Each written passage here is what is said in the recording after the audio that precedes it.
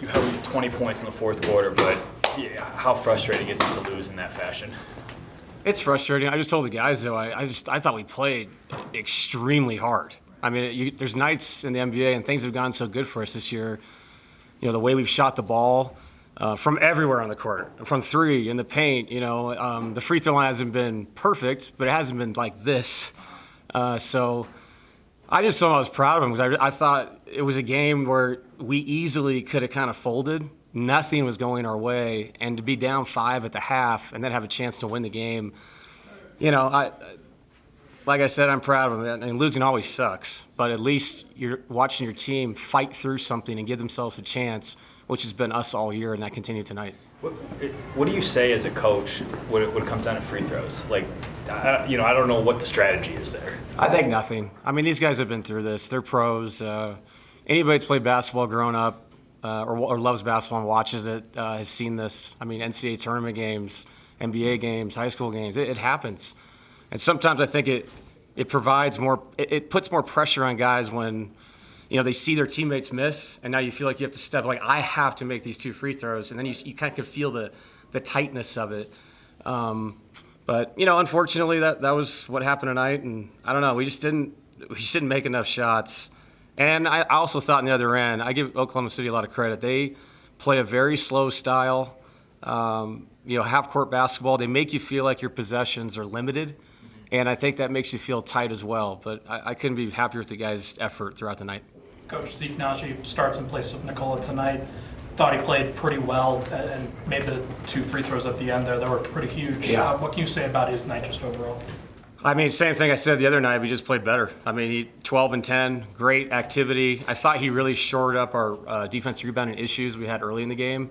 There were so many times I felt like we would have a 24-second possession. We do everything right, and they come up with a 50-50 ball. They get an offensive rebound. And now you feel like you're playing defense because you are for 38 seconds. That's a long time in the NBA. Yeah, Zeke shored that up in the second half. He gave us chances to get out and run on a night where we really needed to because we weren't making a lot of shots. Was there KCP an option on the last play there, swing around? Yeah, we were looking to see if they would, mess up a switch. Looking back, maybe, I should have had him set the screen so Dort wouldn't have stayed on him. But that team generally, will switch. And we were trying to get Jamal in space. And, Dort did a good job. But getting Jamal a look was – the most important thing, and I'm glad we did that. The inbound entry was not good. But it was good that we got into the action. We got the shot for a guy that had 26, 9, and 5 tonight.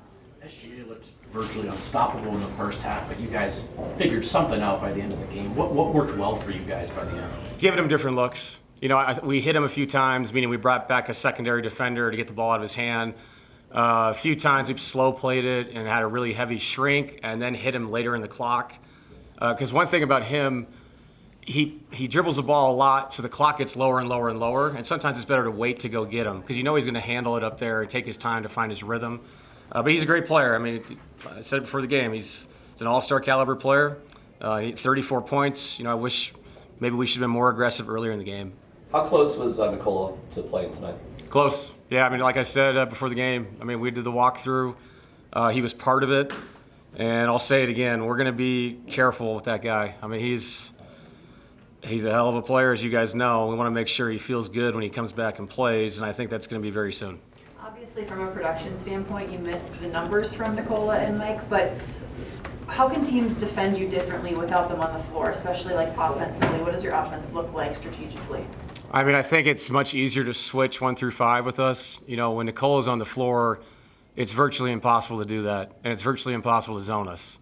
So they did those 2 things, and they're smart things to do. Not to mention, not having the shooting that we're missing tonight. So it's the way it is in the NBA. I mean, these coaches, everybody's a good coach, and once they know Nikola's not playing, that changes your whole outlook, your whole game plan, everything that you're going to throw at us. So, like I said, they have a good staff. He's a good coach, and I think that's a very good young team.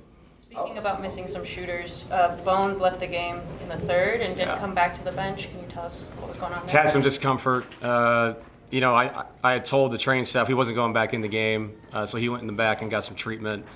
So I'm not really sure. I haven't talked to the trainers yet, but he must have had some kind of issue. Is it that finger that he sprained, or if you don't know? No, I don't know, and it could have been. You know, and I think once he came out of the game, and I really was going to go with that last group all the way through.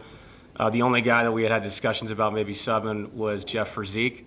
But Zeke made the huge three in the corner. He made the 2 free throws, so I'm glad we kept him in. I thought he did really well the last 5 minutes. Coach Below, how's he doing? Do we know anything more about him? As far as I know, he's planning to be on the trip, which is a great thing. You know, I think he thought he's going to be back today and just never really got to a point where he felt comfortable coming in, so wasn't feeling great. But that is the plan, that he'll be on the trip. He'll be on the plane tomorrow. I know it's bitter to not win, but you guys have just won 9 in a row. This stopped a streak of 16 straight at home. Yeah. What can you take from this overall run that you guys have been on, just kind of turning the season from a good season to what has been now a great season? I mean, it's been incredible. That's why I'm so proud of the streak to end the way it did. I actually think it's a real positive that we didn't, you know, a lot of times when you go on a big streak, a winning streak at home, or something doesn't go your way, you kind of get blown out of the water. Like, that's usually how these streaks end. And I felt like that was a group that was not going to give in, that they really, really felt like they're going to find a way to win the game.